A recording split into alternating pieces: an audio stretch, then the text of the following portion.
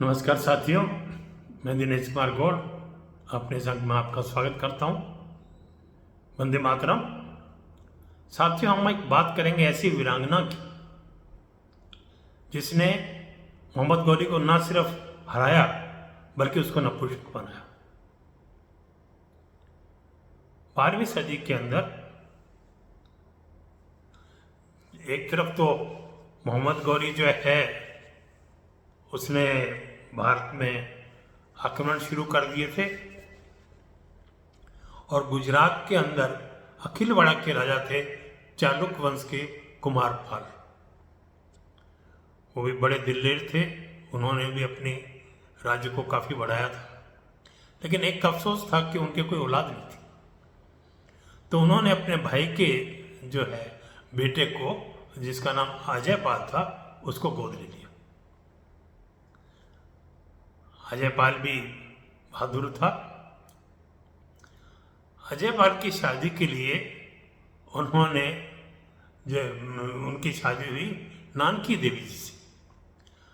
अब नानकी देवी जो हैं वो गोवा के जो है कदम क्षेत्र के राजा महामंडलेश्वर परमाही की पुत्री थी और शुरू से ही तलवारबाजी, घुड़सवारी, मतलब कहने का मतलब ये है कि युद्ध कला में बिल्कुल पारंगत थी।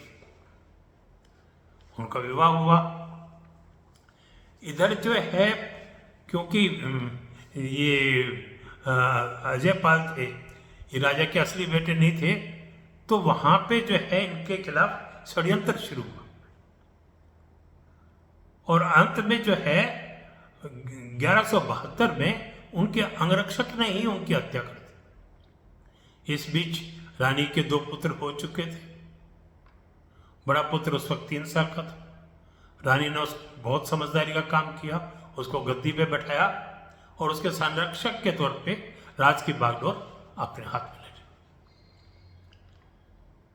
मोहम्मद गौरी को जब ये पता लगा कि वहाँ का राजा जो है की मृत्यु हो गई है और वहाँ एक विधवा रानी जो है वो वहाँ की रक्षा कर रही है, सत्ता संभाल की, तो उसने देखा वो मेरा क्या मुकाबला करेगी, मेरे पास इतनी बड़ी सेना है। तो उसने अपना दूत भेजा और दूत ने नानकी देवी जी की सभा के अंदर अपनी कहा कि मोहम्मद गौरी ने आपसे 3 शर्तें रखी, अन्यथा युद्ध होगा। 3 शर्तों में ये था, पहला कि आप उनसे शादी कर लो, दूसरा आप इस्लाम कबूल कर लो, तीसरा कि आपके जो राज्य की जितनी भी संपत्ति है वो सब मोहम्मद गौरी के हवाले कर दो। बड़ी शर्मनाक शर्तें थी। पूरा दरबार गुस्से में आ गया। रानी ने इशारा किया और उन्होंने कहा दूत को, जाइए और मोहम्मद गौरी को कह दीजिए मुझे आपकी सारी शर्तें मंजूर। हाँ जी। दूत चला गया तो रानी ने सबसे पहले सेनापति को बुलाया और उसको कहा कि बताइए अपनी सेना की क्या पोजीशन है, अपने पास कितने हाथी हैं, कितने घोड़े हैं, अपने आसपास के कितने राजाओं से संधि है। उस समय आसपास के राजाओं से संधि होती थी कि कोई बाहरी व्यक्ति आप पे हमला करेगा तो हम एक साथ लड़ाई करेंगे। उसका सेनापति कायर था, आज के सेकुलरों की तरह। उसने कहा, रानी जी आप क्या कर रही हैं,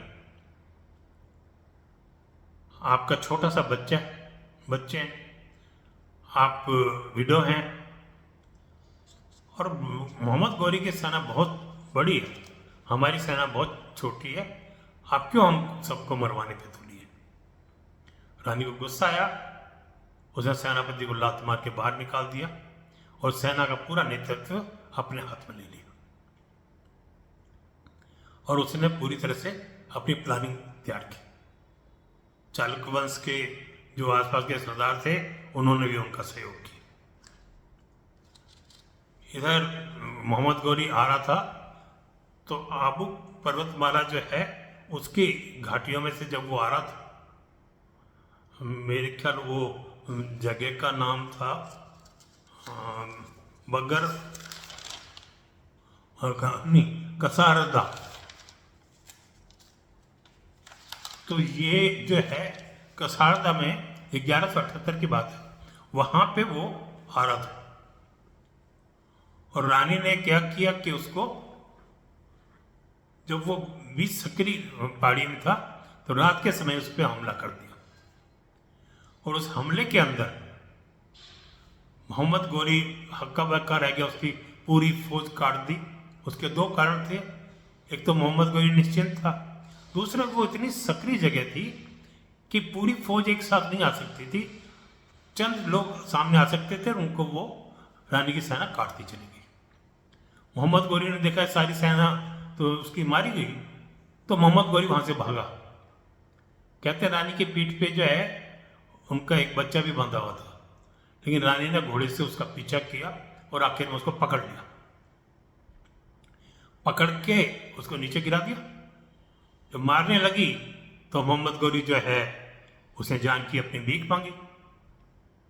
और जैसा होता है, सावरकर जी ने भी कहा है कि हिंदू राजा और वीरांगनाओं की ये कमी थी कि हम जो है उनको छोड़ देते थे, माफ कर देते थे। वही गलती रानी ने भी की, उसको माफ कर दिया। लेकिन रानी को ये गुस्सा था कि इसने जो मुझे ऑफर दिया था इतना घिनौना था, यानी शादी कर, यानी हम बिस्तर होने की बात की थी। तो रानी को गुस्सा आया और उसने जो है उसकी जान तो बख्श दी, लेकिन तलवार से उसको जो है ऐसा घाव किया कि उसका हमेशा के लिए वो नपुंसक हो गया और वो वहां से भाग गया। और मोहम्मद गौरी अपनी पूरे जिंदगी के अंदर उसने कभी भी गुजरात की तरफ मुंह नहीं किया। ये प्रेरणा हमारी वीरांगनाओं ने जो दी है, लेकिन हमारा दुर्भाग्य है कि हमारी जो नई पीढ़ी है उसको हमारे योद्धाओं की, वीरांगनाओं की बारे में ज्ञान नहीं। और ये बहाना कि हमारे टेक्स्ट बुक में नहीं है, मैं उसको ठीक नहीं मानता।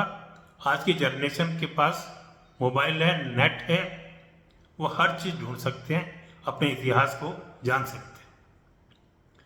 लेकिन हो क्या रहा है, उनके आदर्श जो है ना आज की पीढ़ी के, क्षमा कीजिएगा, उनके आदर्श हमारे जो है पूर्वज योद्धा और वीरांगनाएं और हमारा गौरवशाली इतिहास नहीं है। उनकी आदर्श आज की अर्धनग्न या यूं कर दो लगभग नग्न अभिनेत्री और अभिनेता है, उनकी तरफ उनका वो ध्यान ज्यादा रहता है और हमारे जो है गौरवशाली इतिहास पे नहीं। मैं मानता हूं आज के समय महिलाएं मर्दों से कहीं पीछे नहीं है, कंधे से कंधा मिला के जो है चल रही है हर क्षेत्र में, मिलिट्री में हो, एयरफोर्स में हो, डॉक्टर हो, इंजीनियर हो, अंतरिक्ष हो, एवरी सब जगह। लेकिन ये भी सत्य है कि हमने बड़े बड़े पदों पर बैठी हुई महिलाओं को शारीरिक और मानसिक शोषण होते हुए उनका देखा है, बलात्कार होते हुए देखा है, सुना है। इसलिए आवश्यकता ये है कि पढ़ाई पे ध्यान दें, अपने जो है कैरियर को बनाएं, लेकिन साथ ही आत्मरक्षा और हमला, इन दोनों की कलाएं भी सीखनी आवश्यकता है। जुड़े कराटे की क्लास ज्वाइन कर लें, कुश्ती करें, तलवारबाजी सीखें, लकड़ी चलाना सीखें,